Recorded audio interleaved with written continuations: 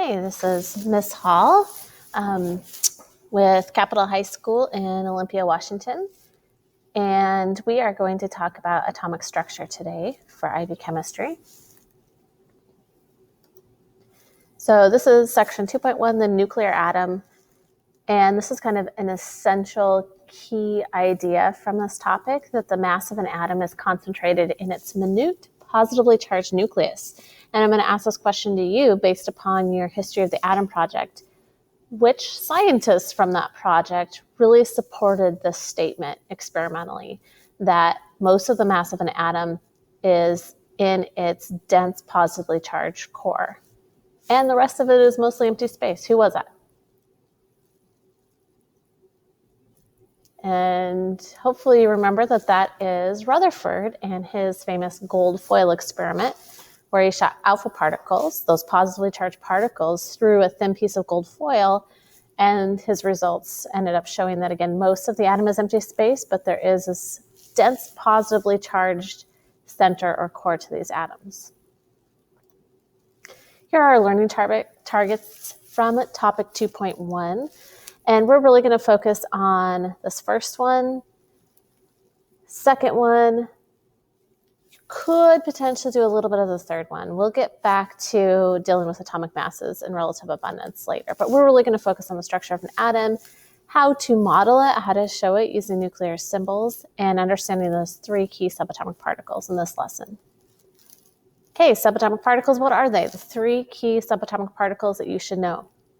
So go ahead and quiz yourself right now. Do you know them? What properties do you know about them? So breaking apart this word, sub means below or smaller. So we're dealing with particles that are smaller than an atom. And realize these particles, well, not all of them, but protons and neutrons can actually be broken down further. They are not all fundamental particles. But these are the three you need to know. And who was the first scientist to show evidence of subatomic particles? So which of our scientists from History of the Atom Project first showed evidence for this existence of subatomic particles? That was J.J. Thomson. So before him, it was Dalton, thought that atoms were the smallest particles. That was it. They could not be broken down, but you have these unique fundamental particles that make up all matter. J.J. Thomson, with his cathode ray tube, showed evidence of small negatively charged particles that are found in all atoms. So that's something they had in common with similar properties, but atoms could in fact be broken down. Okay, so three main subatomic particles: protons, neutrons, electrons. Hopefully you already know that. Please take a moment, develop your own table that looks similar to this, and see if you can fill it out at this point. So tell me what location or where in an atom they're found, what their charge is, and their relative size with respect to one another. Could be smallest, medium, largest. Okay, if you need a few moments to finish this, please go ahead and pause this video. I am going to move on right now, but I'd like you to try to fill this out yourself without looking it up. See what you know. Okay, so here's hopefully what you got. Protons and neutrons are both found in the nucleus, and then the electrons are outside of the nucleus in what we now accept as our current model, showing an electron cloud. We don't accept Bohr's model anymore with those rings, though we still will use that model because it helps to explain some important phenomenon, and that's one of our ideas. Remember, we want to use the simplest model that works. So then also their charges. Proton has a positive 1 charge, neutron is neutral, and an electron has a negative 1 charge. And then the relative size. So they are so small, we can't even find the mass of a single atom using our typical scales. It does not register on a gram scale.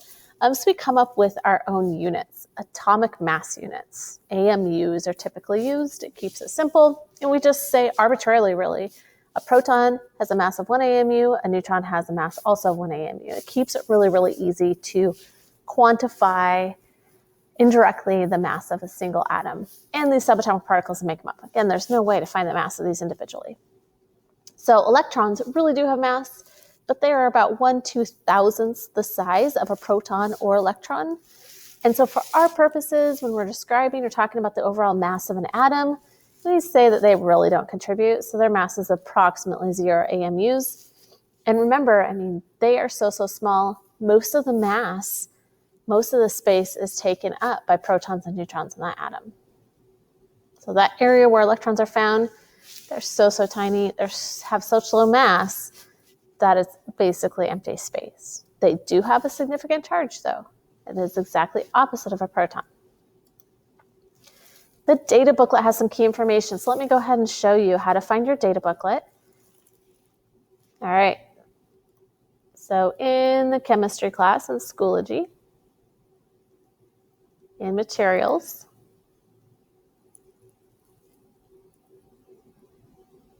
okay, I have created a folder, important documents, IA and official IB documents. And so I'll be adding things as you go through the year. But right now, what you should be able to see, you can't see all of these, in the IB official documents, there's the official IB Chem syllabus. And then the data booklet is actually at the top. So this is something you will have available if we are physically present with each other, or even if we aren't. I would expect you to have this available with you on any assessment. So please download it. On the official examination, we'll talk more and more about that.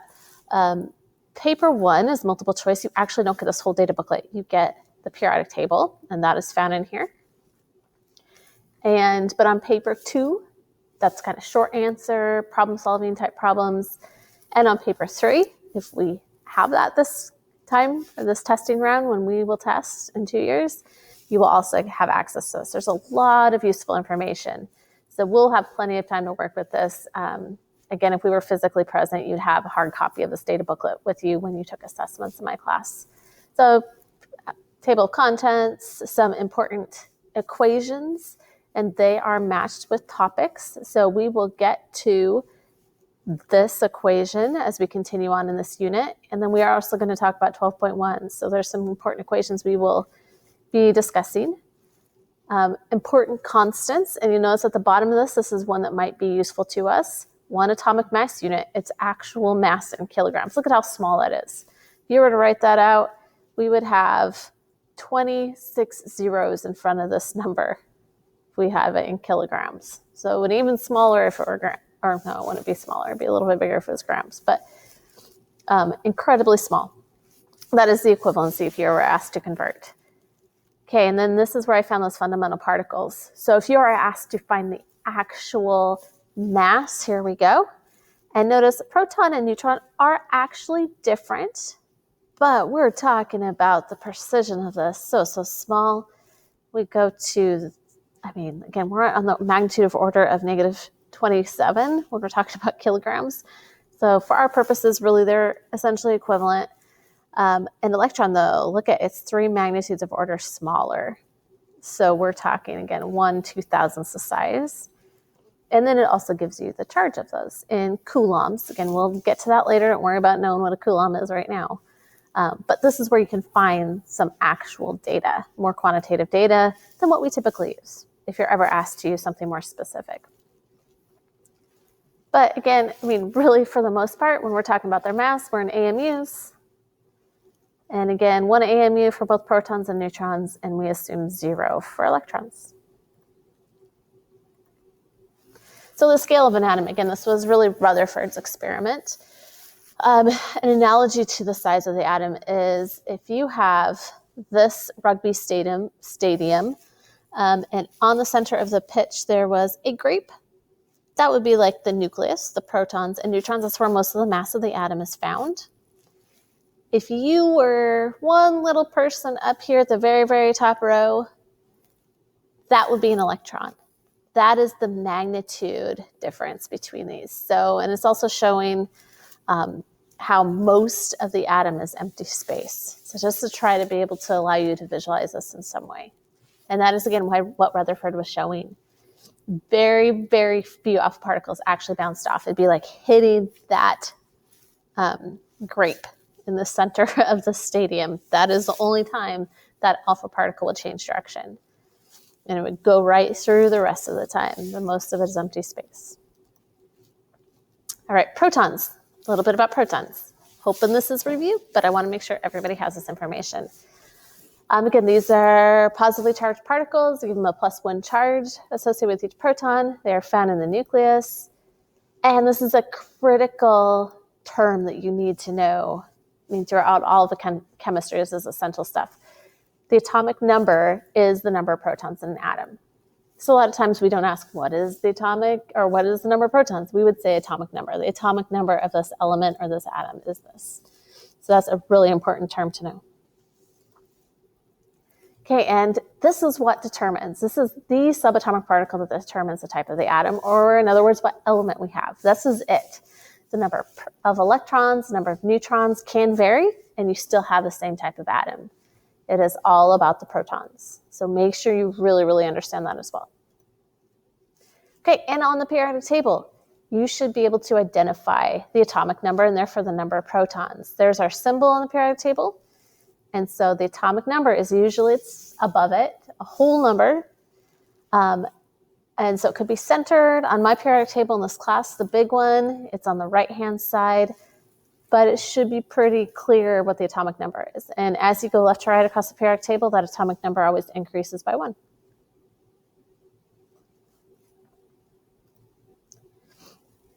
Okay, so just a little bit of practice. Go ahead and find a periodic table, whether it's in the data booklet or you have a separate one, and see if you can find this. What is the atomic number for carbon?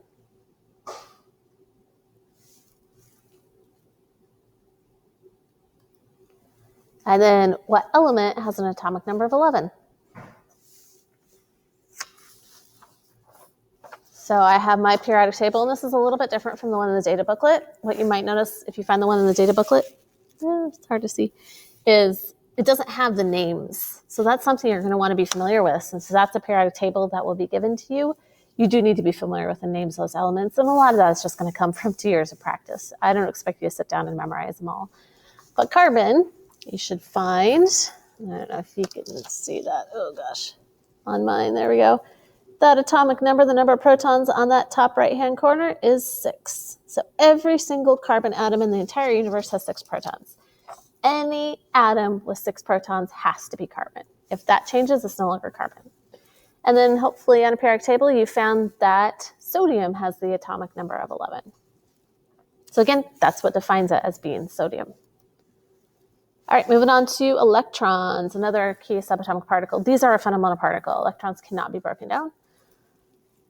They are negatively charged. They are found outside the nucleus. Remember, that's where that empty space, that's where electrons can be found. Oh, let me go back.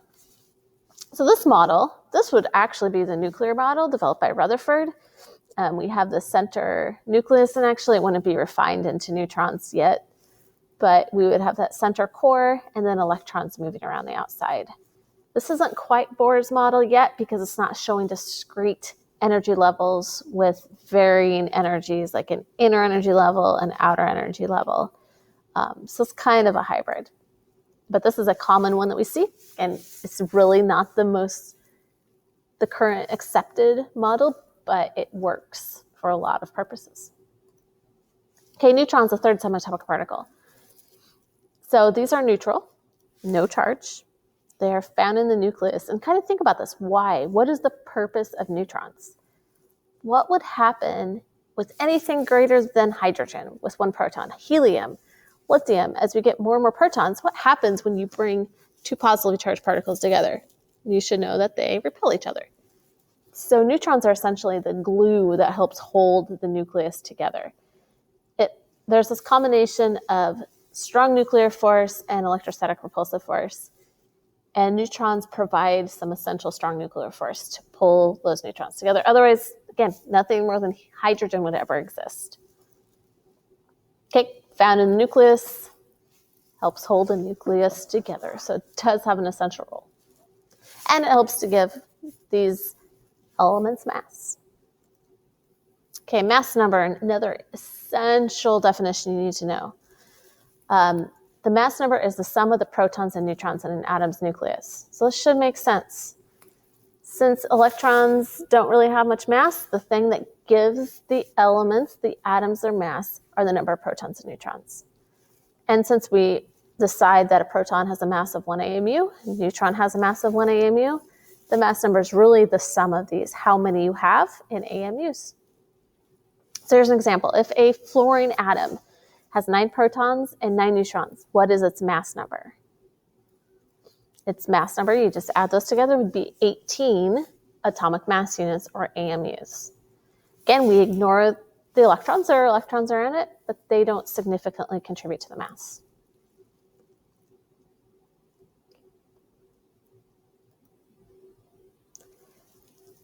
So, would be if we do the interactive, but realize atomic mass versus mass number or average atomic mass. Here's an essential thing. If you look at a periodic table, you would notice that most of those numbers under the symbol are decimals.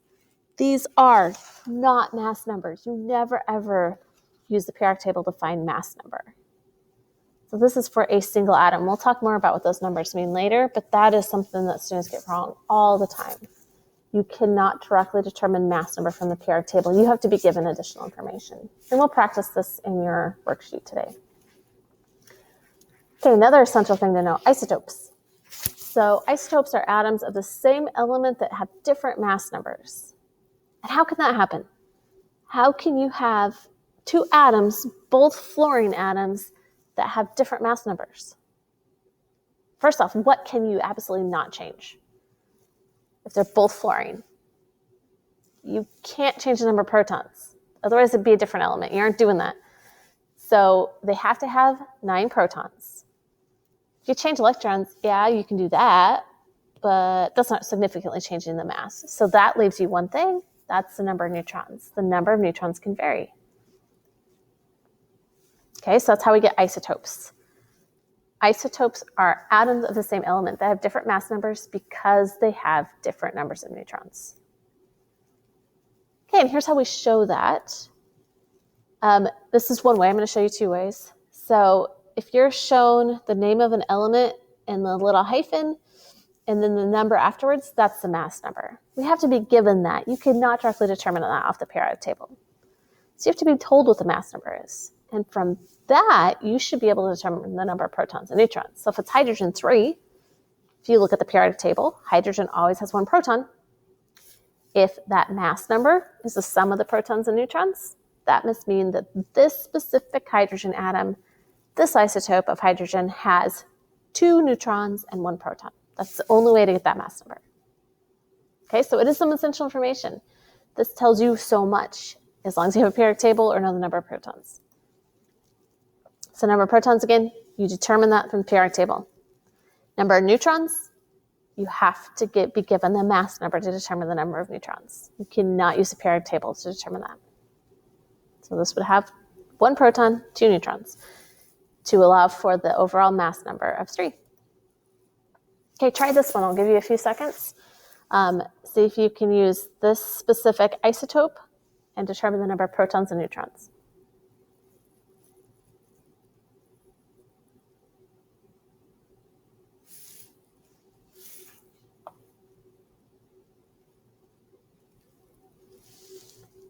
Okay, you can pause if you need some more time. I'm going to go over this right now. So how many protons? Always look at the periodic table. Atomic number on the periodic table, and oxygen has 8. So how many neutrons? Well, since the number of protons plus the number of neutrons has to equal our mass number of 18. Ooh, sorry, that's horrible. Of 18, since the protons is 8, just a little bit of algebra. 18 minus 8 is 10. Just how we can determine that. Okay, oxygen 17, how many protons? Remember, you can never ever change the number of protons. That's illegal. Can't do it. We aren't carrying out nuclear reactions right now. So 8 has to stay. That is what makes oxygen oxygen, as 8 protons. So that means if we have a mass number that's 1 less, we would have 1 fewer neutrons. So it's going to be 9. All right, so electrons. I haven't asked about the third subatomic particle. We aren't given any information here. Typically, it's assumed, unless you're told otherwise, these are neutral atoms. So if I was to ask you, you could make that assumption. And say, assuming this is neutral, I don't have any other information to make me think otherwise, the number of protons has to be equal to the number of neutrons. We have to have the same number of positive and negative charges. We have 8 positive things. So imagine 8 plus marks. Oh, drawing feature on this program is not ideal. 1, 2, 3, 4, 5, 6, 7, 8. So to balance those, to make this neutral, we would have to have 8 electrons. They each have a charge of -1. So those would completely balance each other. So that gives us a neutral atom. If we are told otherwise, we have an ion. If we're told it has a positive or negative charge, then you have to take away electrons, can't touch the protons, to give it that charge. And we'll see that in a second. We'll have plenty of opportunities to practice ions and dealing with charges. Goodness. Yeah. All right, so here's an example. Now I'm giving you a charge. A sulfur atom has a charge of 2-. Here's a critical thing. Notice where the charge is shown. When we're talking about ions and we're showing the charge of that atom, we put the plus or minus sign after the number. This actually is important in the IB world. If it was -2, that actually conveys different meaning. This would be the oxidation state, which we'll learn more about later on. This is the ionic charge. Sometimes they're the same, sometimes they're different. But that is something to get in the habit of. When we're talking about the charge of an ion, we put the sign after the number. Okay. So again, we call these charged atoms ions. It could be positive or negative. But any charged atom that has an imbalance of protons and electrons is an ion. Another really, really important term for chemistry. So what I'd like you to do with this information, we have a sulfur atom with a charge of -2. 2-. How many protons does it have? How many neutrons does it have? How many electrons does it have? What is its mass number? Take a moment to try to answer that.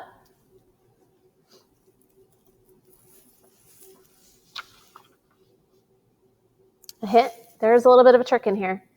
I did not give you enough information to answer all of these.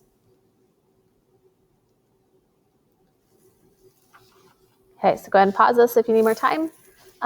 Protons, remember, use the periodic table. Our best friend.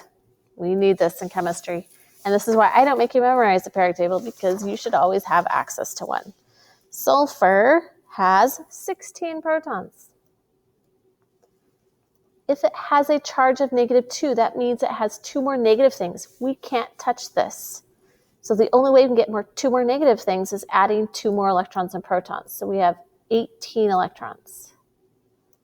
Electrons are the only thing we can move. We can add them or remove them to give a charge. Protons are off limits.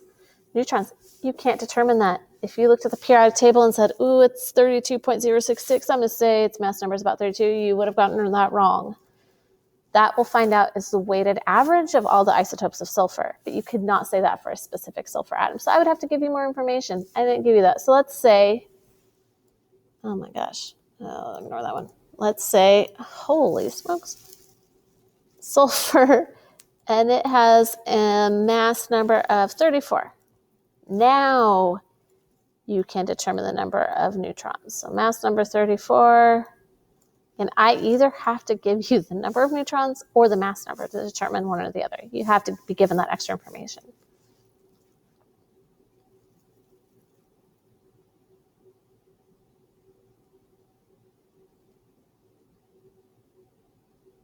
Okay, so you should determine the number of neutrons is 18. Just happens that it matches up with electrons. That's just lucky. Remember, that doesn't really make any difference, but it's the sum of the protons plus neutrons that equal your mass number.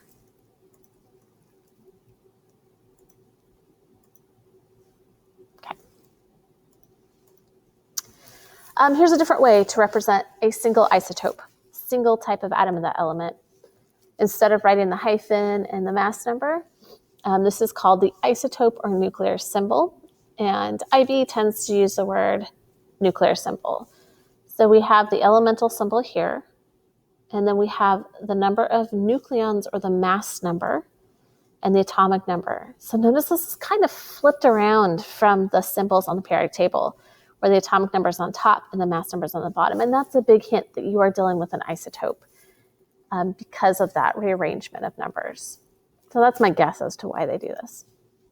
A term that you need to know, nucleons. Nucleons, this is just the things in the nucleus. These are your protons and neutrons, the subatomic particles found in the nucleus. So that's another term. If you don't need to differentiate between protons and neutrons, I could just say, how many nucleons are there?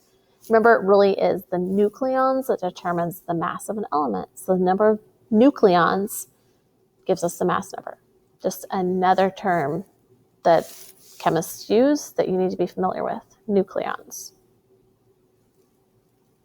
Okay, and then I'm showing here the difference. These are electrons, but focusing on the nucleus, we have 3 protons. So to give the number of nucleons, or the mass number of 6, that means we would have to have 3 neutrons as well. An increased mass number by 1, we would add another neutron. And then again, add another neutron to give that mass number of 8.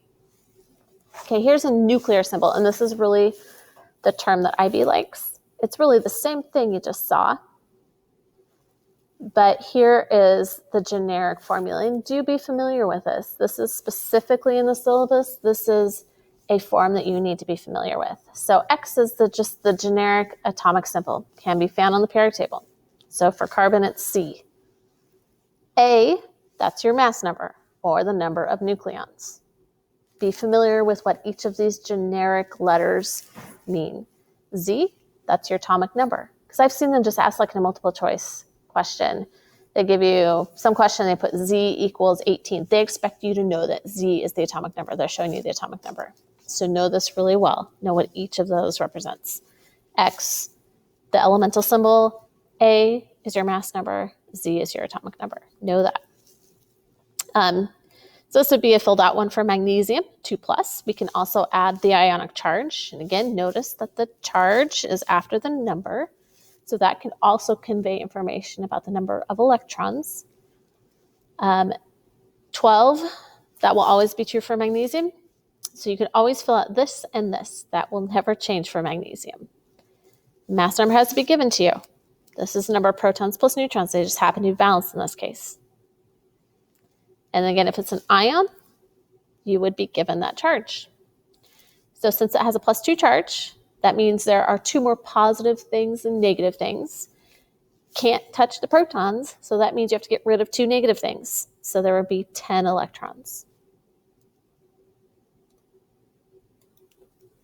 Okay, so there is in Schoology a subatomic particle quiz, and practice. It has an answer key. I am just grading you on completion on that one, effort grade. And then I thought I'd share this song with you. So I think it was produced for a 6th grade class or something. It's pretty silly. I'll attach it. I'm not going to have you guys listen to the whole thing on here, but it was very relevant to what we're doing.